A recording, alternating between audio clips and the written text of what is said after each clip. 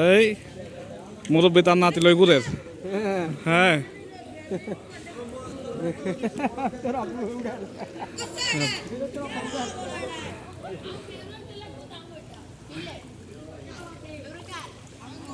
দর্শক আসসালামু আলাইকুম। আমি ফেনী জেলার দাগনভূঞা উপজেলার 2 নং রাজাপুর ইউনিয়নের বানাপুকুর থেকে বলছি। আমাদের বাড়িঘর, মসজিদ, মাদ্রাসা পুরো ফেনী এলাকার, বিশেষ করে ফেনীর পূর্বাঞ্চলে পানি নামার পরে এগুলো পশ্চিম দক্ষিণাঞ্চলে পানিতে সব কিছু প্লাবিত হয়েছে। তো এলাকায় এসে দেখলাম এত কিছুর মাঝেও মানুষের মধ্যে হতাশার কোনো চাপ নাই, কোনো বিষয়ের চাপ নাই। সবার মুখে হাসি, সবাই একসাথে কাজ করতেছে।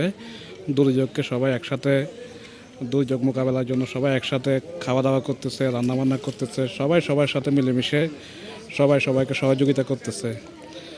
আমরা এমন একটা জাতি, আমরা সময়ের প্রয়োজনে সবাই ঐক্যবদ্ধ হয়ে যে কোনো বিপদ, সেটা যুদ্ধবিগ্রহ হোক, সেটা কোনো প্রাকৃতিক দুর্যোগ হোক, যেটাই হোক না কেন, সেটা আমরা সম্মিলিতভাবে মোকাবেলা করে আমরা পরিস্থিতিকে জয় করে নিই। এটাই হলো যে আমাদের সবচাইতে বড় সফলতা।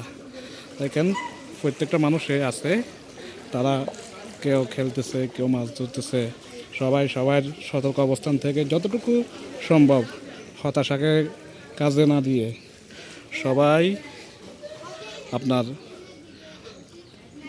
এনজয় করতেছে, এবং কি হাসি মুখে, ক্লান্তির চাপ না নিয়ে, বিষয়ের চাপ না নিয়ে সবাই সম্মিলিতভাবে আছে। এটাই হলো যে সবচাইতে আসল কথা, এটাই সবচাইতে বড় সফলতার কথা।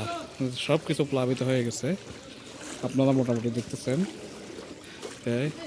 মানে অবশিষ্ট কিছুই নেই, সব কিছুই আমাদের বাড়ি ঘর, রাস্তাঘাট। এই ফেনী এলাকা উঁচু এলাকা, এখানে কখনো পানি ওঠে না, কিন্তু এই স্মরণকালের মানে সবচাইতে ভয়াবহ বন্যা আমাদেরকে প্লাবিত করছে। আমরা হতাশ নই, আল্লাহর উপর তাওয়াক্কুল করে আমরা এগিয়ে চলতে চাই। আমরা নিজেদেরকে সুসংহত রেখে আগামীর ঐক্যবদ্ধ পরিস্থিতি মোকাবেলা করতে চাই। তো দেখেন কিছু মানুষ আসতেছে, এলাকার পোলাপাইন, এরা খুব সবসময় হাসি মুখে আছে। তো এই হলো অবস্থা।